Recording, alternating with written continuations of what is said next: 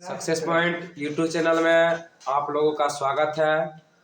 मैं आज बहुत दिन के बाद पुनः एक नया वीडियो अपलोड करने आया हूं और आप लोग का प्यार दुलार इसी तरह मिलते रहे तो मैं और बारी बारी से मॉडर्न हिस्ट्री का पार्ट बाय पार्ट करके लाते रहूँगा लूसेंट का टॉपिक का। ऐसे तो मेरा परिचय का कोई मुहताज नहीं हो।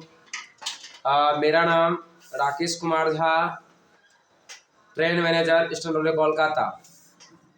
मेरा पोस्टिंग इस बार ही न्यू अपार्टमेंट हुआ है। जैसा कि आप लोग को पता है, मैं सक्सेस पॉइंट को 2017 में ही एस्टेब्लिश किया था और अभी भी चल रहा है। मेरा एक थोड़ा छोटा सा प्रयास सेवा करने का मौका आप लोग अवश्य दें।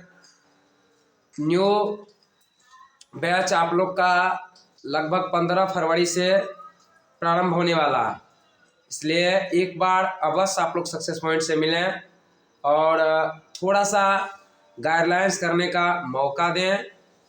धन्यवाद। चलिए, अब विशेष आप लोग का टाइम नहीं लूँगा।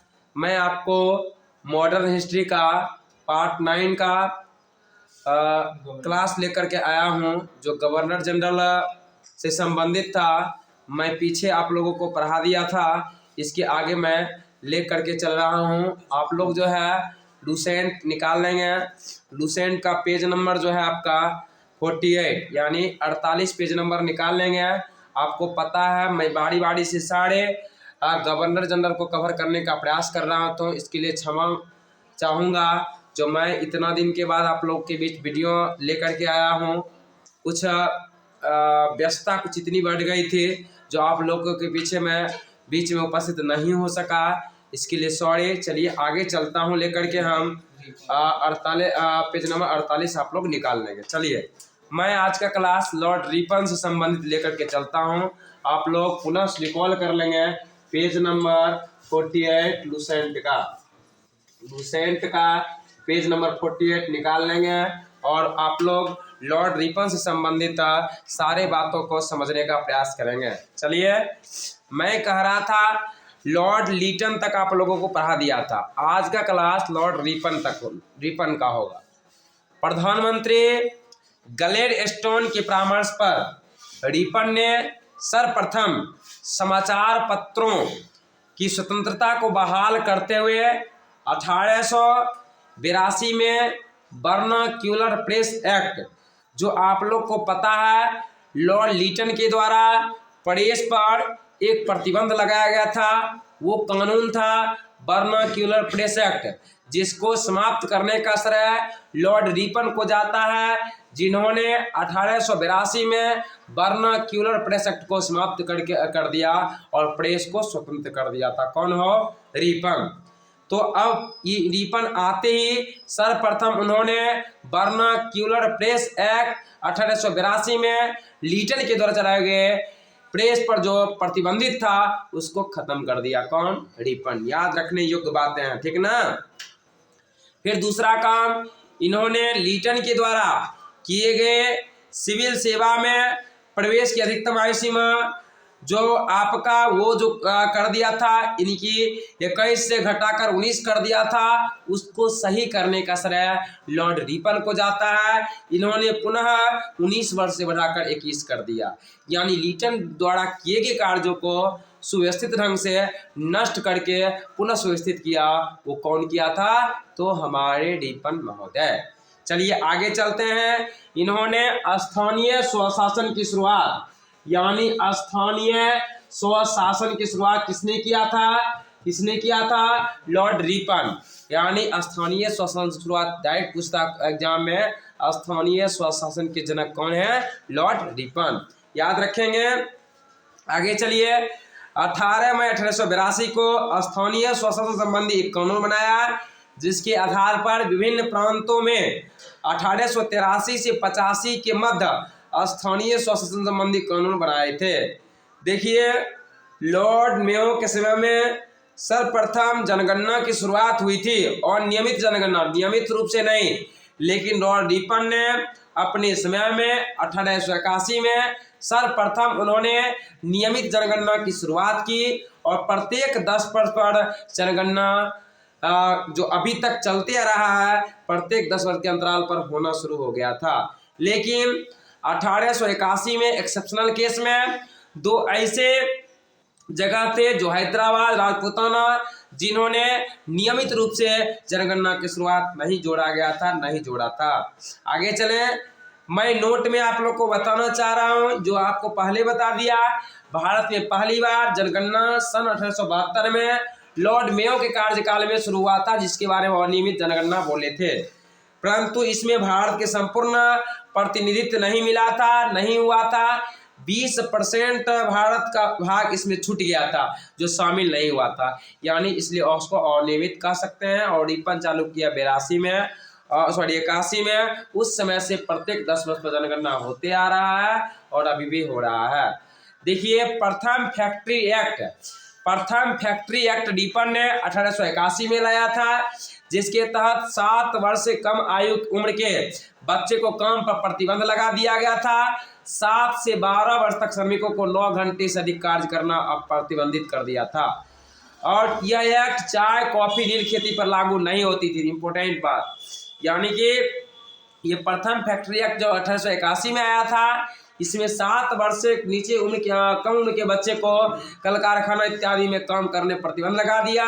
7 से 12 वर्ष के बच्चे जो हैं वो कितना है, केवल 9 घंटे कार्य कर सकते हैं। ऐसा के चाय, कॉफी, नील खेती पर लागू नहीं होता था। इसी के समय में शिक्षित सुधार के अंतर्गत विलियम हंटर आयोग की अध्यक्षता में एक आयोग गठित हुआ। इंपॉर्टेंट बात, हंटर आयोग का संबंध किससे है? शिक्षा से।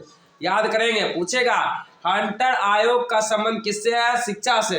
इन्होंने किसने लाया था? लॉर्ड रिपन ने लाया था। आगे चलें, इन्होंने 2 फरवरी 1883 में यूरोपियों के विरुद्ध, यानी यूरोप वासियों के विरुद्ध भारतीय न्यायालय में उसके मुकदमा सुनवाई के लिए एक इल्बर्ट विधेयक, इंपॉर्टेंट बात, इल्बर्ट विधेयक किसने लाया था? लॉर्ड रिपन ने लाया था। क्या था इल्बर्ट विधेयक? इसको ध्यान देंगे। ये था जो यूरोपियों के विरुद्ध, यानी अंग्रेजों के विरुद्ध हम लोग भारतीय लोग उसकी मुकदमे को सुनवाई का अधिकार मिला था। यही है इल्बर्ट बिल, जिसको अंग्रेजों ने पूरी ताकत से इसका विरोध किया। प्रबल विरोध के कारण इसे श्वेत विद्रोह के नाम से जाना जाता है और इसे वो वापस लेना पड़ा। फलतः रिपन उसको वापस लिया था। रिपन को फ्लोरेंस नाइटिंगेल ने रिपन को भारत का महान उद्धारक कहा है। रिपन का कहना था, मेरा मूल्यांकन मेरे सब कार्यों से करना, मेरे शब्दों से नहीं। यह किसका कथन था? लॉर्ड रिपन का। इसलिए आप लोग जो भी इम्पोर्टेंट बात हुई, जैसे कि आप इसको इन्होंने आते ही सर्वप्रथम वर्नाक्युलर प्रेस एक्ट को समाप्त किया। उसके बाद वो सिविल सेवा परीक्षा में जो उसका आयु 19 से बढ़कर कितना कर दिया? 21 कर दिया। स्थानीय स्वशासन की शुरुआत किया, नियमित जनगणना की शुरुआत किया, प्रथम फैक्ट्री एक्ट लाया था, और कह सकते हैं हंटर आयोग का स्थापना किया था। एल्बर्ट विधेयक किसके समय में आया? इसलिए इत्यादि बातें को आप लोग ध्यान देंगे। ये रिपन के समय की सारी घटनाएं थी। ठीक, चलिए आगे मैं लॉर्ड डफरिन की ओर आप लोगों को लेके चल रहा हूँ। Lord Dufferin. ठीक, चलते हैं। देखिए, कंसेस रहेंगे तो अवश्य क्लियर हो जाएगा, और क्लियर करना आपका अधिकार बनता है। उसको क्लियर करते चले तो अच्छा रहेगा। चलिए, हम लॉर्ड डफरिन के बारे में आप लोगों को बता रहा हूँ। समय मिलते ही आप लोग के पास वीडियो अवश्य आएगा। चलिए, लॉर्ड डफरिन पर चलते हैं। लॉर्ड डफरिन, यानी कि इसके समय में, लॉर्ड डफरिन के समय में तृतीय आंग्ल बर्मा युद्ध, इंपॉर्टेंट अंडरलाइन कर देंगे, यानी तृतीय आंग्ल बर्मा युद्ध किसके समय में शुरुआत हुआ था? लॉर्ड डफरिन के समय। किसके समय में?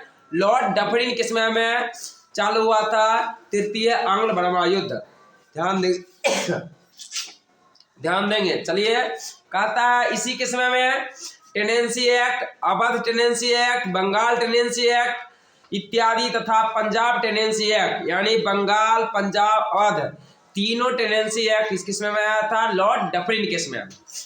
इसके समय में सबसे इंपॉर्टेंट घटना क्या है? डबल स्टार देंगे और याद रखेंगे 28 दिसंबर 1885 को बंबई में ह्यूम के नेतृत्व में कांग्रेस की, भारतीय राष्ट्रीय कांग्रेस की स्थापना हुई। इस बात को आप लोग ध्यान रखेंगे।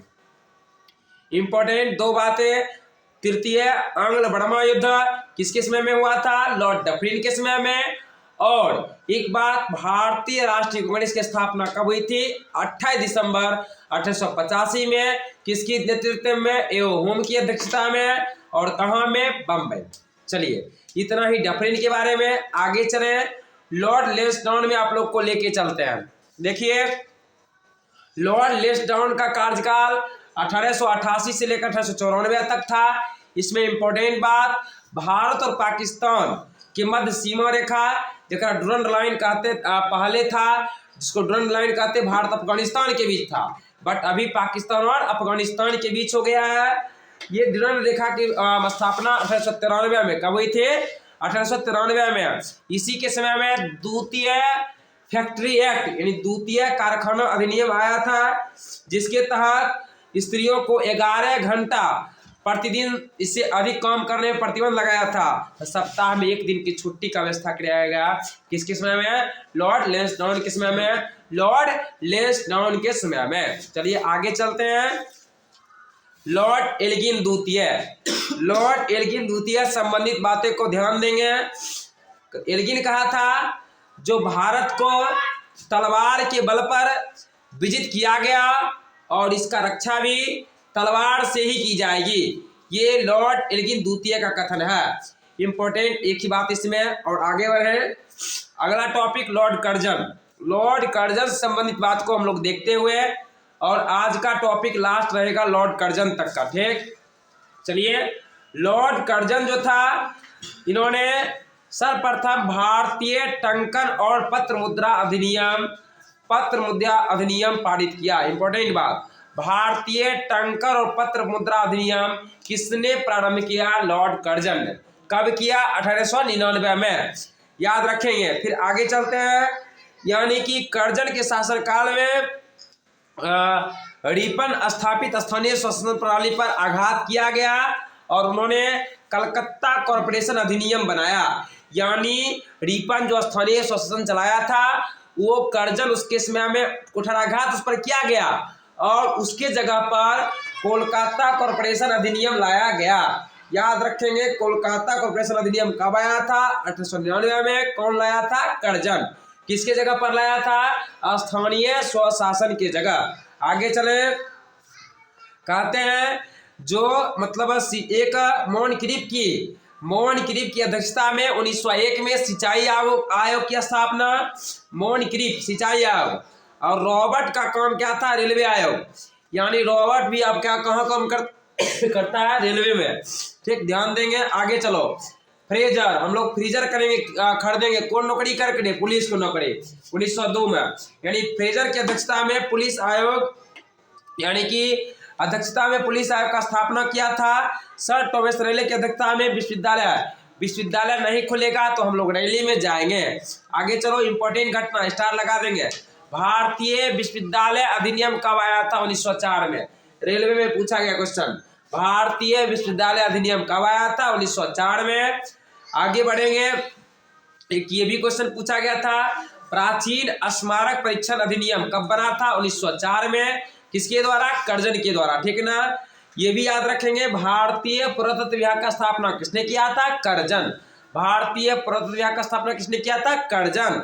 प्राचीन स्मारक परीक्षण अधिनियम कब आया था? 1904 में। आगे चलें, कहता है सहकारी उधार समिति अधिनियम, अंडरलाइन कर लेंगे। सहकारी उधार समिति अधिनियम कब बना था? 1904 में। 1901 में कृषि इंस्पेक्टर जनरल की नियुक्ति की गई थी। फिर याद रखेंगे, कर्जन के समय में पहली बार प्रत्येक प्रांत और केंद्र स्तर पर एक निदेश के अधीन पृथक गुप्तचर विभाग की स्थापना की गई। फिर किचनर परीक्षा सैनिक प्रशिक्षण का शामिल करने के लिए इसकी शुरुआत युद्ध क्षमता को बढ़ावा देने के लिए लॉर्ड कर्जन ने किचनर परीक्षा का प्रारंभ करवाया था। इसी के समय में कलकत्ता में इंपॉर्टेंट बात, विक्टोरिया मेमोरियल हॉल का निर्माण किया गया। याद रखेंगे, कलकत्ता में विक्टोरिया मेमोरियल हॉल की स्थापना किसने किया था? कर्जन ने। कर्जन की भारत विरोधी कार्य सबसे इंपॉर्टेंट है 1905 में बंगाल विभाजन। उन्होंने 19 जुलाई 1905 को बंगाल विभाजन के निर्णय की घोषणा की और 16 अक्टूबर 1905 को बंगाल योजना को लागू किया। बंगाल दो प्रांतों में बट गया, एक पूर्वी बंगाल जो असम और असम प्रांत, और एक पूर्वी बंगाल और असम प्रांत, दूसरा पश्चिम बंगाल। पूर्वी बंगाल का मुख्यालय कहाँ था? ढाका बनाया गया। और पूर्वी बंगाल का गवर्नर थे विलियम फुलर के पश्चिम बंगाल को ले गवर्नर जनरल था फ्रेजर को बनाया गया। याद रखेंगे, इससे असंतुष्ट होकर कहता गवर्नर जनरल कार्यकारिणी सैनिक सदस्य के अधिकारों पर के प्रश्न पर कर्जन का प्रधान सेनापति किचनर से मतभेद हो गया, जिससे भारत सचिव किचनर का पक्ष लिया। इससे कर्जन ने 1905 में अपने पद से त्यागपत्र दे दिया। इस तरह से जो इम्पोर्टेंट बात है उसको आप लोग अंडरलाइन किए और याद रखने का प्रयास करेंगे। चलिए, आज का क्लास हम लोग का लॉर्ड कर्जन तक है। चलिए, आज के लिए इतना ही। धन्यवाद।